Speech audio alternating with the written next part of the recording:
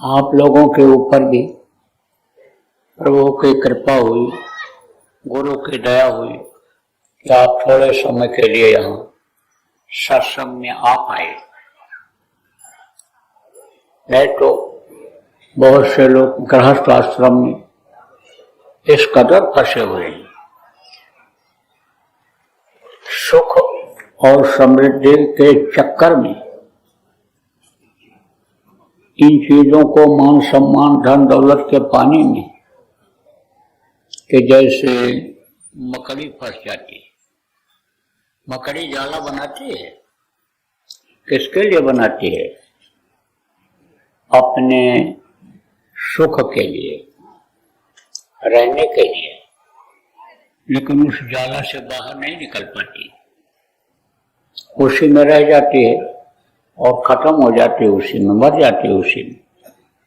इसी तरह से लोग ताना बाना तो बनते हैं कि हमको सुख मिलेगा, अच्छा खाने को मिलेगा, अच्छा पहनने को मिलेगा, अच्छी जगह सोने को मिलेगा, लेकिन उससे निकल नहीं पाते, उसी को पकड़ लेते हैं। क्यों? क्योंकि सत्संग नहीं मिलता है, और सत्संग का मिलता रहे तो रहता तो आदमी इसी गृहस्थ आश्रम में ही है, लेकिन इसमें फंसता नहीं है। जब समझ जाता है आदमी कि फंसाव कैसे होता है और कैसे फंसते हैं, और फंस जाए तो उसको कैसे ढीला करते हैं, छोड़ते हैं, तब आदमी का दोनों काम हो जाता है, लोक भी बन जाता है, परलोक भी बन जाता है। और अगर नहीं जानकारी हो पाती है तब तो आदमी यही सोचता है कि गृहस्थी ने हमको पकड़ रखा है, और पकड़े रहता है वो गृहस्थी को। तोता पकड़ने वाले होते हैं, तोता कैसे पकड़ते हैं? जहां पर फल लगा रहता है पेड़ पर, वहां ले जाकर के एक घेरी बांध देते हैं। तोता जब जाता है फल खाने के लिए तो घेरे के ऊपर पैर रख करके और फल को खाने की कोशिश करता है, बस वो घेरी घूम जाती है, और जब घूमने लगती है, गिरने लगता है, तो उसी घेरे को पकड़ लेता है और लटका रहता है।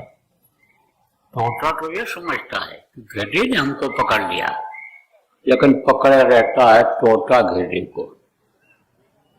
ऐसे ही गृहस्थी किसी को नहीं पकड़ती है, गृहस्थी को लोग पकड़ लेते हैं और छोटी चीज में फंस जाते हैं, बड़ी चीज हाथ से निकल जाती है। यही नहीं समझ पाते कि इस दुनिया संसार में हमको ये बेशकीमती मनुष्य शरीर मिला किस लिए, जिसके लिए देवता 24 घंटे प्रार्थना करते रहते हैं, नर समान नहीं कौनो देही, जीव चराचर जाचरते ही, इतने चराचर के जीव सब मांगते रहते हैं। तो ये मनुष्य शरीर मिला हमको क्यों, और इसमें क्या विशेषता है कि जिसकी वजह से देवता इसको मांगते रहते हैं? इस चीज को समझ नहीं पाता है, और समय आदमी का निकल जाता है।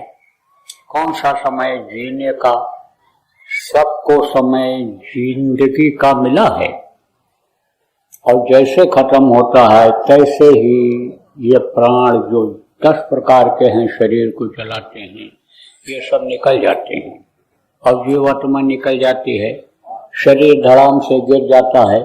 जहां भी समय पूरा होगा वहीं गिर जाएगा।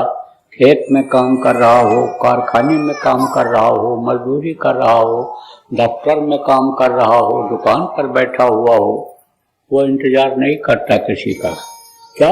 समय, मौत जिसको कहते हैं, जिसको आज लोग भूल रहे हैं, हमेशा याद रखना चाहिए मौत को। तो मौत आती है जब आपके प्राण निकलते हैं, शरीर धड़ाम से गिर जाता है। अब सोचो आप कि हिंदी, अंग्रेजी, उर्दू, फारसी कोई भाषा उस वक्त पर काम आती है जान बचाने में? या धन दौलत, सोना चांदी या हीरे मोती, ये कोई जान बचाने में मदद करते हैं? या पहलवान, बलवान, लड़के, नाती पोता, रिश्तेदार, डॉक्टर, वकील, जज कोई बचा सकते हैं? कोई नहीं। वहीं तो आदमी हार जाता है। और इस धरती का यह नियम है कि जो पेड़ फलता है वो झड़ता है, जो आग जलती है वो बुझती है, और जो पैदा होता है वो मर जाता है। अब आप ये समझो किस लिए मनुष्य शरीर मिला, कुछ समझ ही नहीं पाए।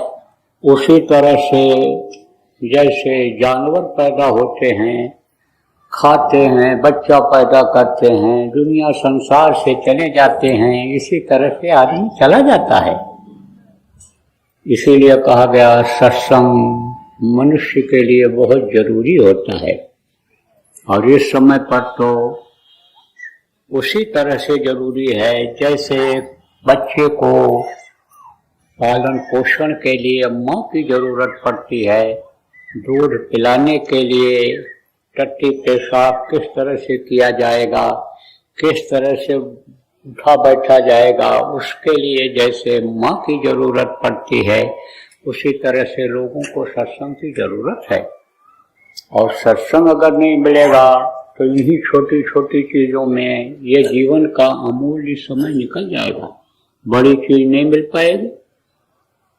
अब बड़ी चीज और छोटी चीज क्या है, इसको मैं बता देता हूँ।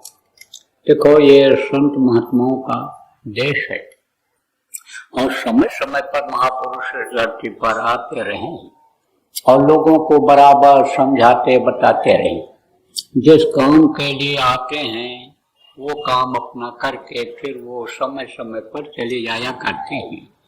तो तरह तरह से लोगों ने किस्सा, कहानी, दृष्टांत सुना करके लोगों को समझाया।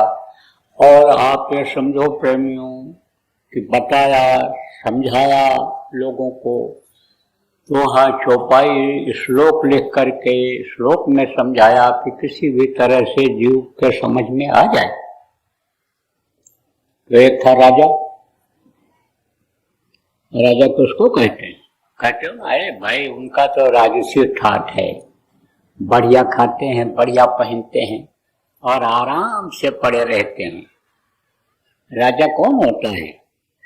राजा जिसका प्रारब्ध जोरदार होता है। प्रारब्ध किसको कहते हैं? भाग्य जिसको आप कहते हो। भाग्यवश ही गरीबी और अमीरी मिलती है। कर्मों के वजह से ही गरीब बनते हैं, कर्मों की वजह से ही अमीर बनते हैं। और जो पहले के कर्म होते हैं पूर्व जन्म के, उसी से गरीबी अमीरी ये होती है, उसी घर में आदमी जन्म लेता है। और जब शरीर से जो अच्छा बुरा करता है, अच्छे बुरे कर्म करते हैं, फिर उसके हिसाब से उसका जीवन चलता है। तो ये मनुष्य शरीर आपको मिला है, अब अगर इससे पाप करोगे तो नरक जाओगे, मार पड़ेगी, सजा मिलेगी, काटे जाओगे, सड़ाई जाओगे, गड़ाई जाओगे, तपाए जाओगे, कीड़ा मकोड़ा, सांप गोजर, बिच्छू की योनि में बंद किए जाओगे, 84 में चक्कर काटना पड़ेगा।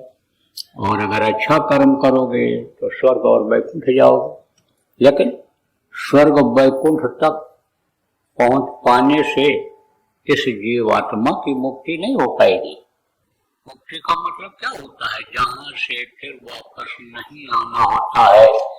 जैसे शमशान घाट पर मुर्दा जलाने के लिए ले जाते हैं, जलाने में 2 दिन लग जाए लेकिन वापस नहीं लाते हैं, ऐसे ये जीवात्मा की मुक्ति होती है।